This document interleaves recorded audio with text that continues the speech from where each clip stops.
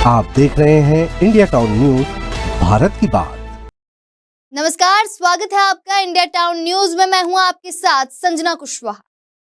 Monsoon की दस्तक के साथ ही प्रदेश भर में खरीफ सीजन की तैयारियां तेज हो गई, लेकिन किसानों को एक बार फिर खाद की किल्लत से जूझना पड़ रहा। डीएपी के बाद अब यूरिया का संकट भी मंडरा रहा है। सरकारी दरों की जगह निजी बाजारों में खाद मनमाने दामों में बिक रही है। तो अब सवाल ये है कि जब गोदाम खाली है तो बाजार में माल कहां से आ रहा है? देखिए इंडिया टाउन न्यूज की ये खास रिपोर्ट।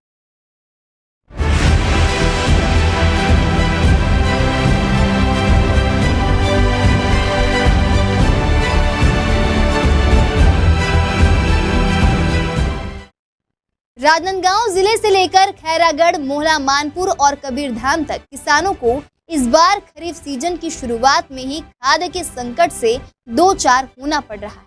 विभागीय आंकड़ों के मुताबिक जिले में कुल 1,05,000 मीट्रिक टन खाद का लक्ष्य है, लेकिन अब तक केवल 80,000 मीट्रिक टन खाद ही भंडारित हो पाया है। वितरण भी अपेक्षा से कम है और करीब 22,000 मीट्रिक टन खाद का अभी भी इंतजार हो रहा है। तो इस मामले में हमारे संवाददाता सौरभ तांबरकार क्या कुछ जानकारी दे रहे हैं, आप भी सुनिए।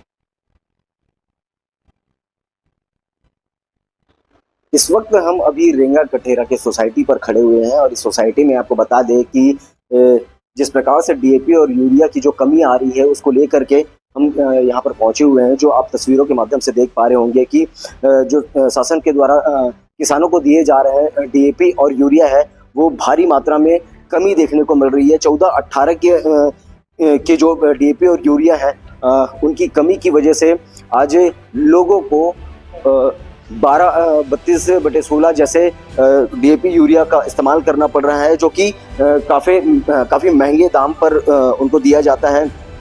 डीएपी यूरिया 14-18 की डीएपी यूरिया लगभग 1,400 रुपए की कीमत के हैं और वहीं अगर इस 12-32/16 की डीएपी यूरिया की अगर बात किया जाए तो लगभग 1,700 से 1,800 रुपए की बोरे पर यहाँ पर आते हैं। इस डीएपी और यूरिया की जो कमी है वो किसानों को बहुत ज़्यादा ज़रूरत महसूस हो रही है। वहीं देखा जा रहा है कि इसकी आपूर्ति के लिए शासन के पास अभी कोई दूसरा विकल्प नहीं है। वहीं किसानों को अगर देखा जा रहा है कि इस डीएपी यूरिया की कमी की वजह से लोगों को 12-32/16 जैसे डीएपी यूरिया का उपयोग करना पड़ रहा है, जो कि काफ़ी महंगे दाम पर उनको मिल रहा है। इस विषय को लेकर के यहाँ के प्रबंधक उनका क्या कुछ कहना रहता है, सारी चीजें हम आपको अन्य तस्वीरों के माध्यम से दिखाएंगे। नहीं, तकलीफ तो है, क्या समय में नहीं पाल पाती है।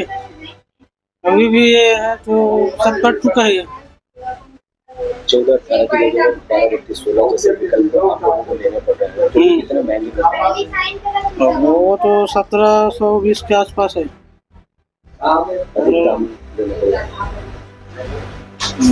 1720 है। तकलीफें हो रही है। क्या लगता है शासन द्वारा जल्दी भेजा जाए? हाँ, शासन से यही उम्मीद है कि जल्दी से भेजा जाए।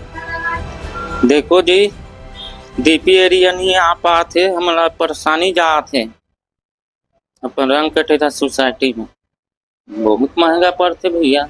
अब मम्मी ही ले हो 5 बोरी नगद में, अब काय करूँगे दादी? नहीं, मैं तो अभी 20-25 बोरा खुद ले घूंगा। अब हाँ, किसानी नहीं कर पाता हूँ भैया, डीपी एरिया भेजवा दे।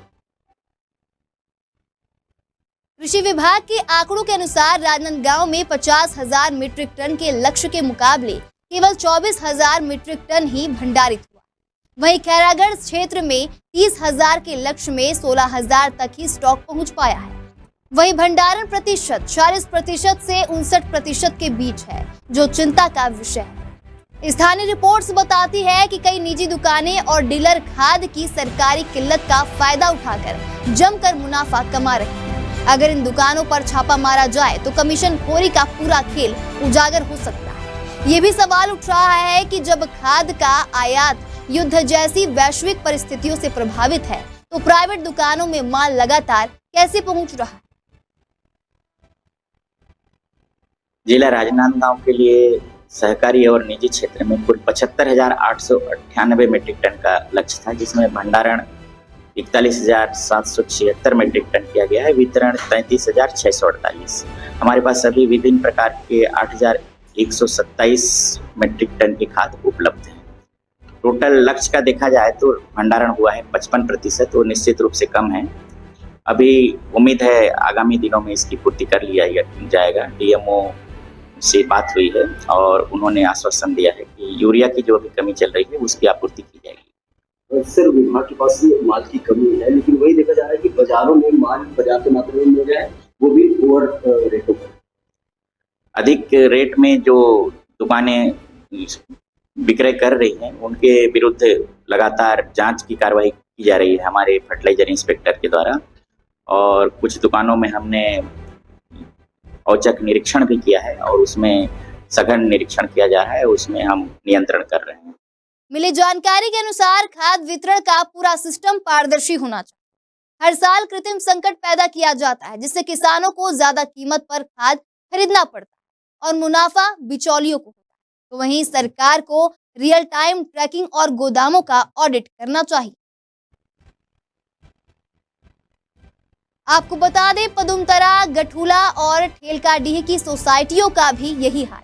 ठेलकाडीह में मार्कफेड का सरकारी गोदाम जरूर है, लेकिन वहां यूरिया के रैक का इंतजार हो रहा है। जब खेतों में बोनी शुरू हो चुकी है, तब खाद ना मिलना किसानों के लिए बहुत बड़ा संकट बनता जा रहा है। डीपी यूरिया का थी बहुत समस्या है, किसानों को बहुत तकलीफ हो रहा है हम लोग को देने के लिए, क्योंकि उपलब्धता नहीं है ना। ये आ रहा है तो बार दे रहे हैं एक एक बोरी एक एक एकड़ के हिसाब से। नहीं, यहाँ जैसे उपलब्ध होता है, डीएपी है 1846 1350 रुपये में उपलब्ध है। 1232-16 भी आया था, उसको भी बांट चुके हैं हम लोग। अब वो पता चला है 20-13 आने वाला है, तो जैसे ही आएगा किसानों को उपलब्ध करा दिया जाएगा। लगभग कितने समय से इस प्रकार की समस्या? तो शुरू लंबा समय से चल रहा है। अब ये तो क्या है, राष्ट्रीय स्तर पे चल रहा है, ऐसे ही है, नहीं है। तो जैसे आता है तो देखो, अभी आया 400 बोरी आया है, 400 बोरी आया है तो उसका एक्नॉलेजमेंट डलेगा तो उसको भी बांट देंगे, तो 2 घंटे में साफ हो जाएगा वो।